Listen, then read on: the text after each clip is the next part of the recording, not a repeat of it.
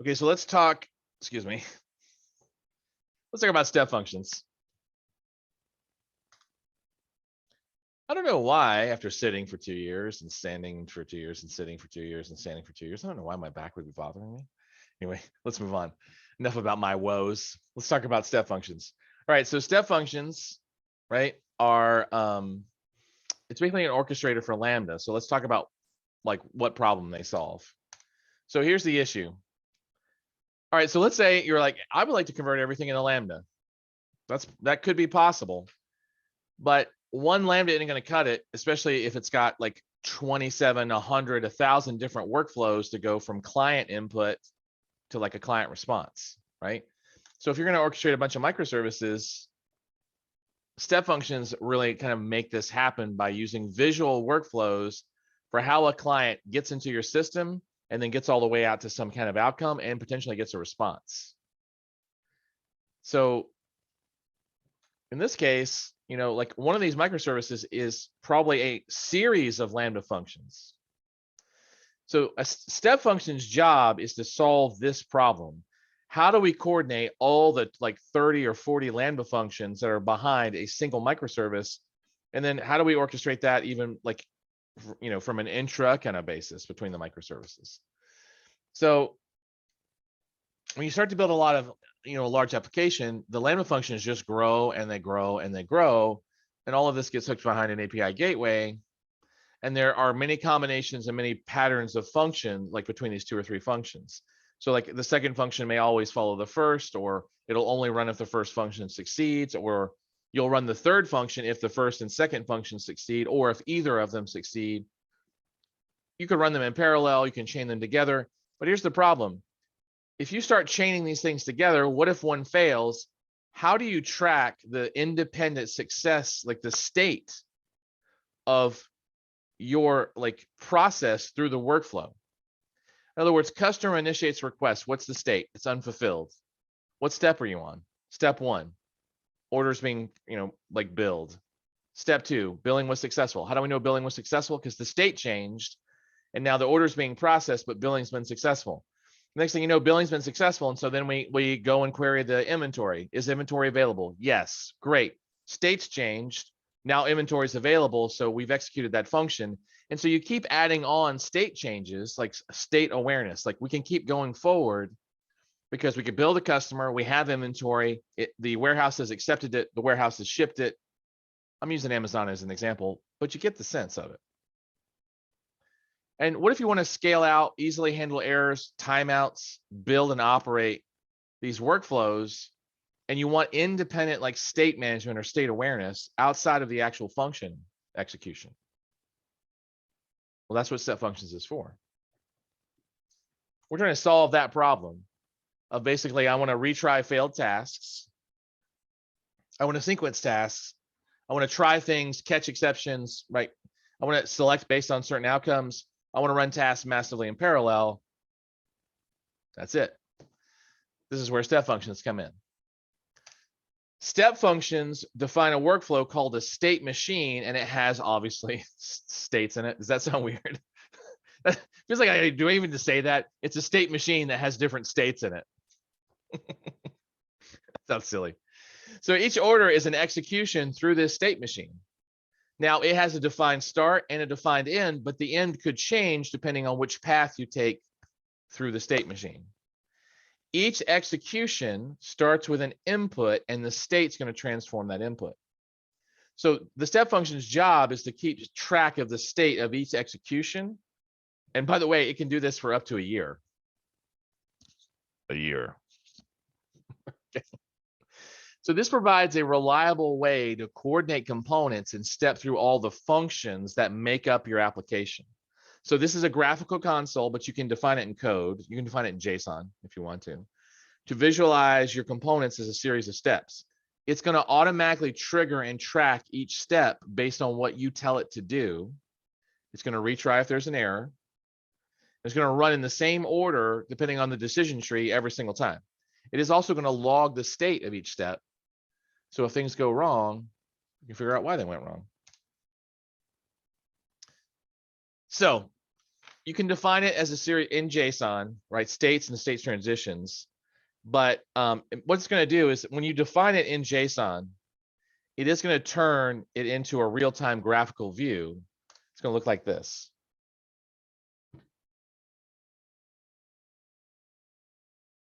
So here we start. We're going to fetch an order. Which region do we choose? Order B. Is the order okay? Great. No, it's not okay. We could go down database error, but we didn't. Order's okay. Process the order. End. Right?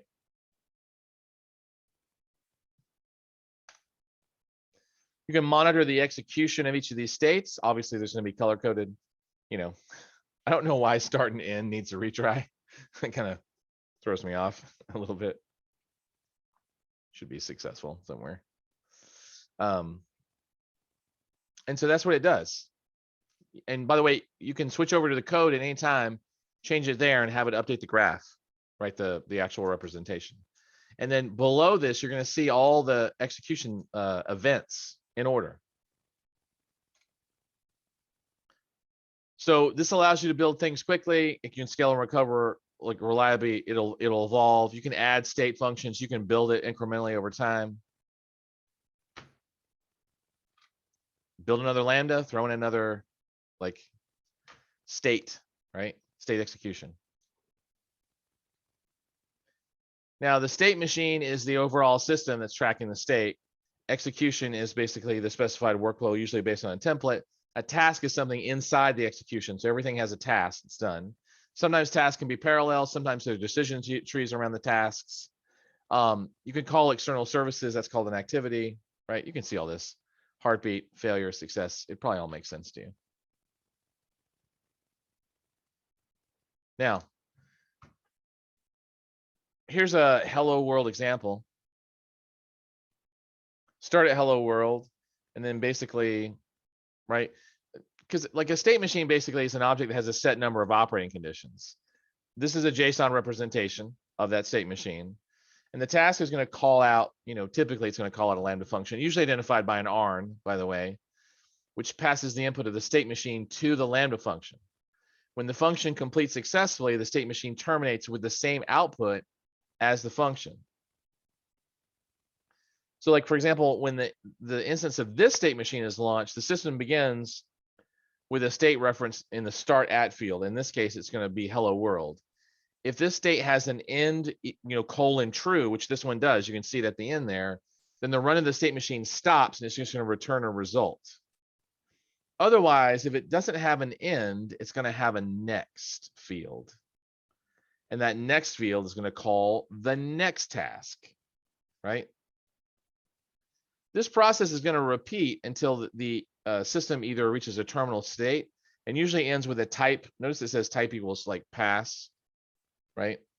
Which is interesting. It's basically the type of pass, just so we're clear, it's just going to pass what it received as its input. It's going to pass it to the output. That's what type pass means. I don't think they explain that very well. Other types, by the way, are succeed, fail, succeed, fail, pass. I think those are the only three, actually.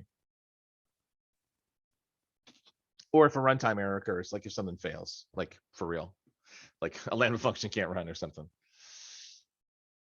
Now, step functions basically have their own states language. It is JSON based. It just has certain keywords in it, right? To define your state machine, the collection of states, the things that can do work, how to transition from one state to the next, when to stop, when to keep going, right? States, by the way, these states that are kind of like the tasks, they share a number of common features. Each state must have a type field. Notice the type here is task. Each state could have an optional comment field, right?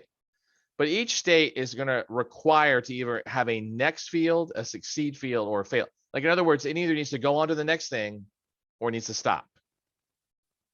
Now, notice that the first task has a next final state. So it's going to move on to the next state. Notice that final state ends true.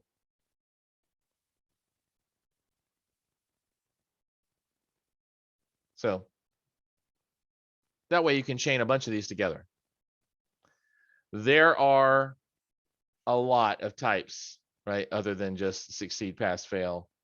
than the ones I mentioned. My brain just choked out earlier, but here's the full list of, right? Task, wait, fail, succeed, choice. There's a parallel. I don't think I've ever used map, actually.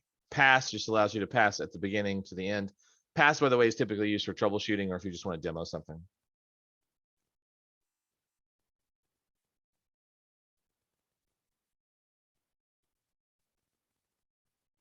These do what you think they do. Map is the only one that's a little weird, right? Where you run a series of things on an array. Task, choice, parallel, like you're gonna do a task, you're gonna run something, right? Choice basically allows you to do some branching logic, so you can choose like which path you want to go down. Parallel allows you to take a single job and fork it. So like, for example, if you are receiving like a video file and you need to encode it into 3 different formats, that would be great parallel choice, right? You can also cause delays and stuff like that. Here's an activity state. That's an arbitrary name, by the way. Activity state is just something they called it. Type is task. It's calling an R, and in this case, it looks like it's calling a hello world task machine. Oh yeah, okay, good. Yeah, it's calling a hello world task. Timeout's 300 seconds, heartbeat 60, and then it's going to move on to the next state, which actually should say lambda state. So that's a little bit of a mistake, actually, what they are stating there. That type's a task. That's also calling a lambda. It's calling a lambda this time instead of a state machine. And this one's basically calling hello world. So that like 5th line down where it says next state, that actually should say lambda state if it's actually going to follow a chain, right? But those are probably just examples of independent like task functions.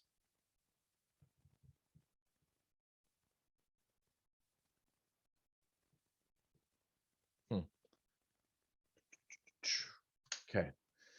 Control logic, by the way, like these are other types that you can choose from. So pass basically just passes it down. Choice, as you imagine, allows you to choose different paths. Either go down A or go down B. Parallel says I want you to do a bunch of things at the same time. Usually like some kind of transformation job of some type, like an encoding or transcribing or something along those lines. And then you can tell something to wait if you need it to pause for a second.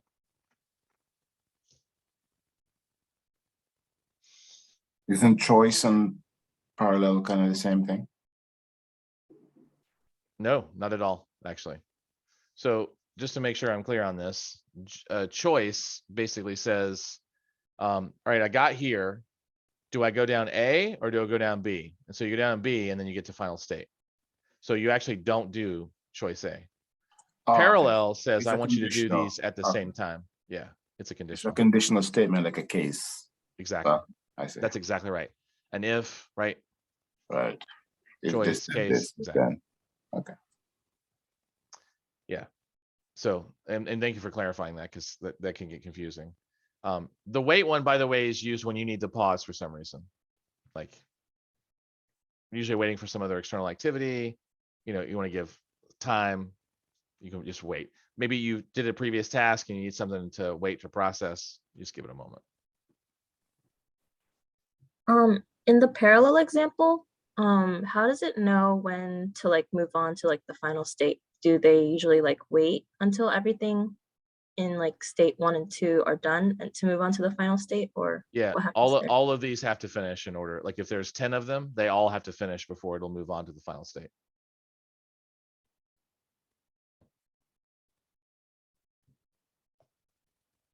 Does it make sense? Sorry, was that, I'm gonna take a guess. Was that Hannah?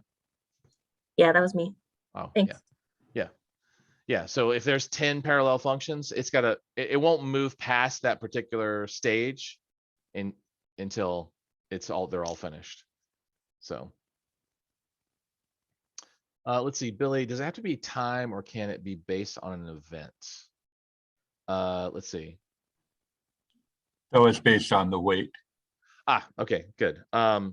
No, I believe that it has to be time. I don't know. I don't think you can do it for an event at all. Like, I think you could create a lambda function that polls something to wait for an event, but wait state just goes based off just purely off of time, from my understanding.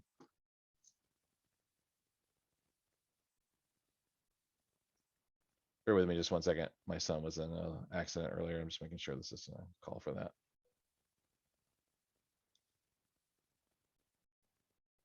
No, we're good. Cool. My son ran into another kid while playing basketball. Apparently they both concussed themselves or semi-concussed themselves. So anyway, 14-year-olds. We were all there once, right? So he's okay. Yeah, so if you want to do an event-based one, I think you need to call a Lambda task and have it poll or monitor. There isn't something that I know of built into the state machine yet. That could be a feature. But the wait parameter here, the type, is definitely time derived, because you have to use like a timestamp, or you could use like Unix epic time if you want to. Yeah.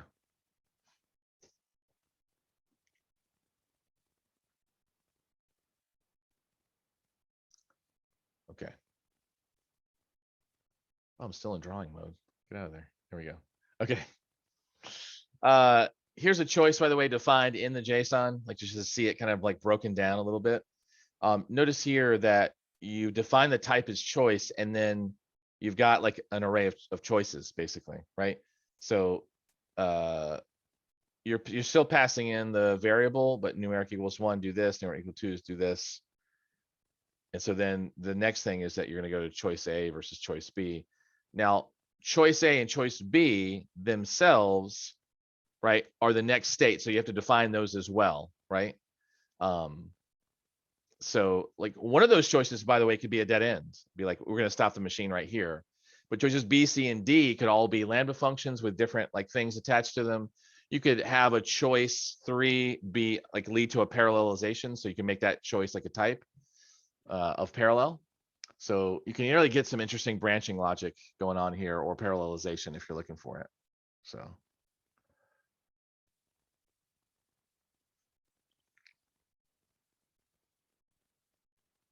Okay.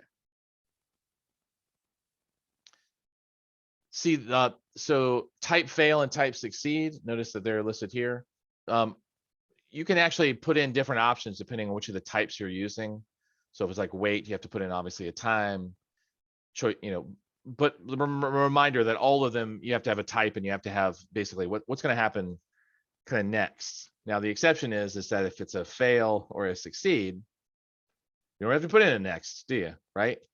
Because fail states are always going to exit the machine, and a success state is always going to exit the machine. So,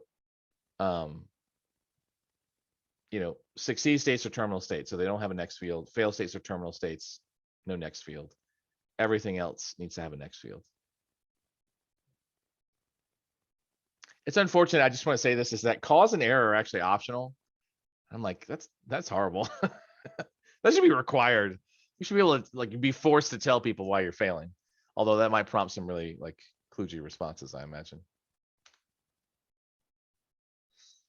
Okay, so you can start the execution of a state machine by calling an API gateway, which could call the step functions API. You could invoke it directly. You could call a Lambda function to call the step function, right? There's a CloudWatch events rule. This is also known as Event Bridge now, but I just want to be clear.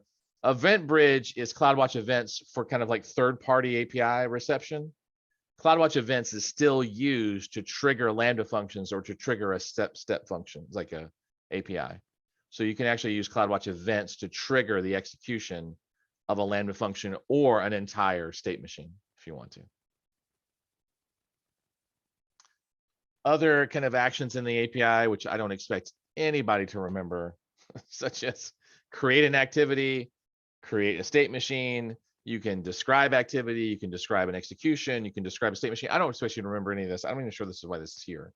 But it's the standard things of like you get to create something, you can read it or describe it or list it. You can update it, usually modify it, and then obviously I think you can. I don't know why they don't list delete there, but you can't actually delete a state machine.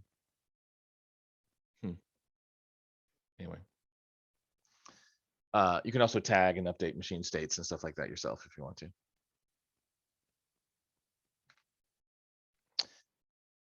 This does integrate really tightly with other AWS services. especially like API gateway, because API gateway is kind of built for Lambda and for step functions. CloudWatch is kind of your friend for this kind of thing. And then of course, anything you do against your AWS account is always going to show up in Cloud Shell, because remember, that's a security function. So you'll always find it there. By the way, that's if Cloud Shell is turned on. If your account was created after like, I want to say like 2020, 2019, Amazon changed it so that Cloud Shell was on by default. So if it's not on, if your account's older, you might need to turn it on.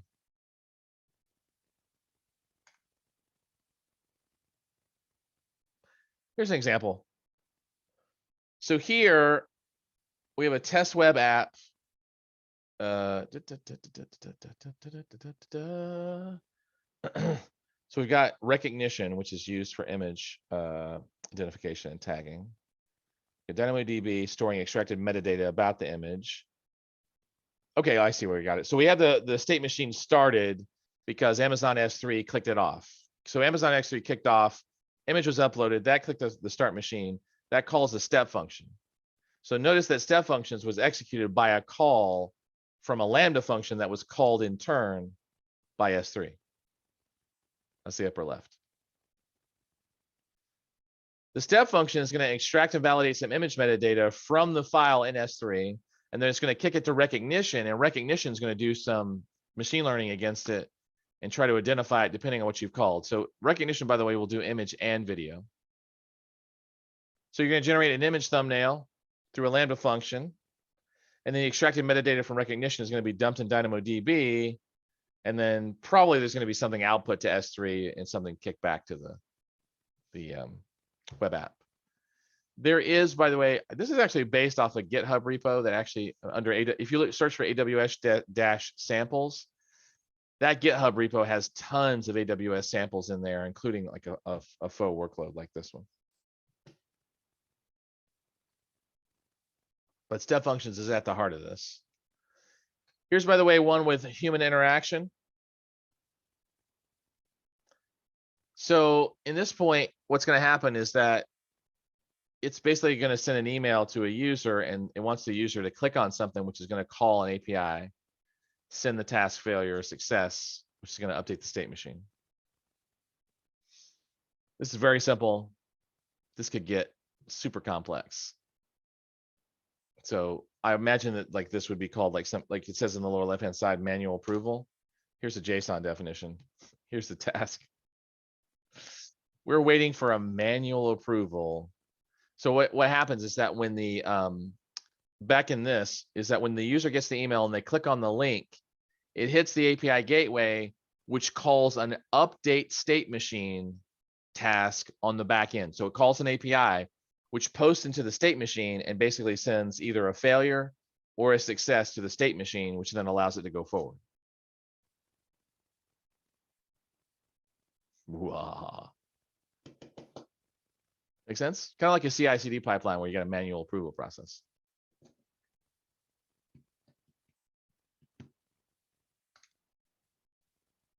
Questions before we do wrap up?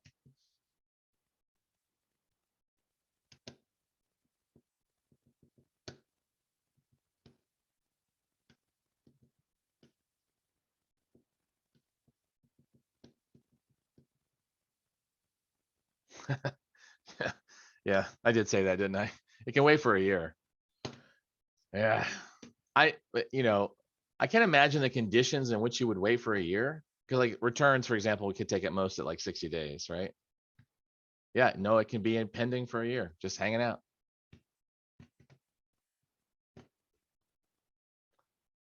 Again, I can only assume they did that because somebody needed the use case, but I cannot justify that in my own limited mindset. I just haven't run into that yet. I'd be more likely to make that asynchronous, but I don't know.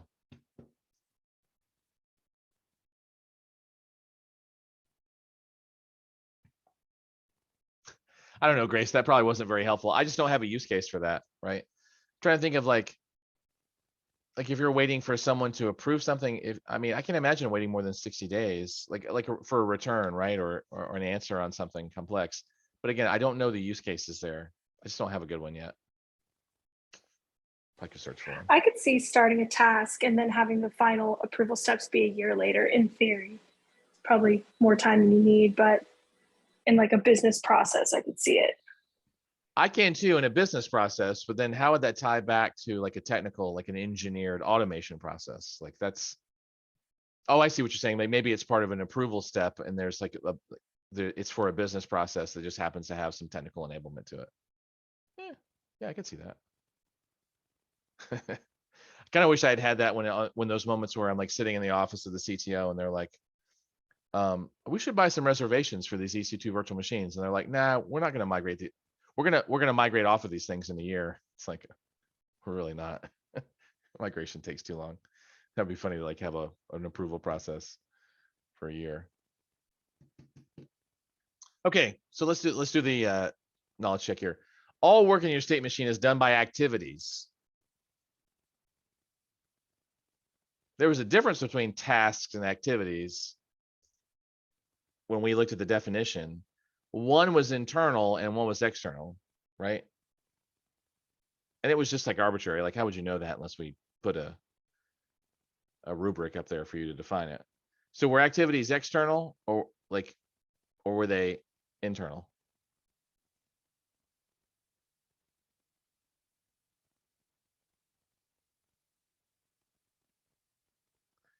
Sorry, maybe I'm confusing things.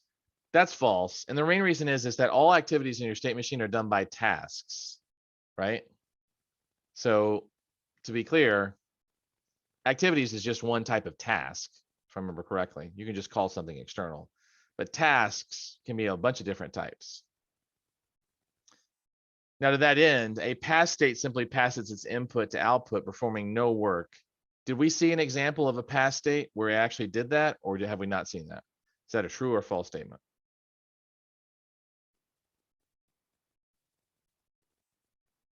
That's all past does, right? Takes whatever the state was at the beginning, just passes it out at the end. So you guys are all answered true. That's accurate. State machines support branching, parallel runs, retry error handling, and initiating tasks. Is that true? The state machines support branching, parallel runs, retry error handling, and initiating tasks. That felt a little bit like a marketing statement, but it's also technically true. Okay. A choice state can only have two next tasks. Is that true? A choice state can only have two next tasks.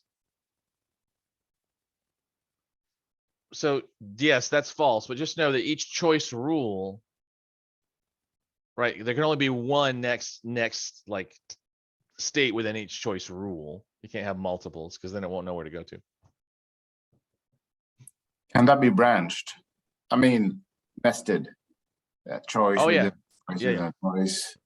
Yeah, you can do that. You can nest choices within choices if you want to. In other words, you can nest a choice to go to like choice A within the first choice set, and then the next state is actually another choice that then choices to something else, right? So you can definitely chain those together. Is there a limit on choice rules? Austin, if there is, I don't know what it is. I think I've seen, the most I've seen is a dozen choices within a single choice rule, but I'm sure there's a limit. I don't know what it is. Yeah. I think there's a choice limit because I think the sheer size of the document has a limit. So, but I don't know what that is off the top of my head. Hopefully it's bigger than any of us will actually encounter. State machines are defined in JSON and you can visualize and monitor it in the console. Is that true? Can you actually write it in JSON and then see it in the console? Yes, you can.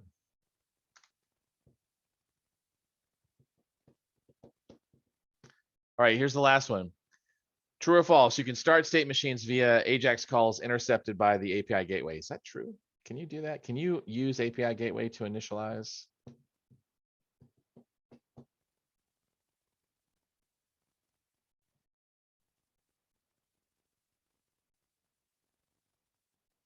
Yeah, that's true, actually. Good. Perfect. Okay, So hopefully you're clear now that step functions is basically just an orchestrator. It's a state machine for executing all kinds of tasks, but mainly Lambda functions. That's what it's used for. Obviously, it can be fronted by either Lambda or fronted by an API gateway. So you've got lots of opportunities there.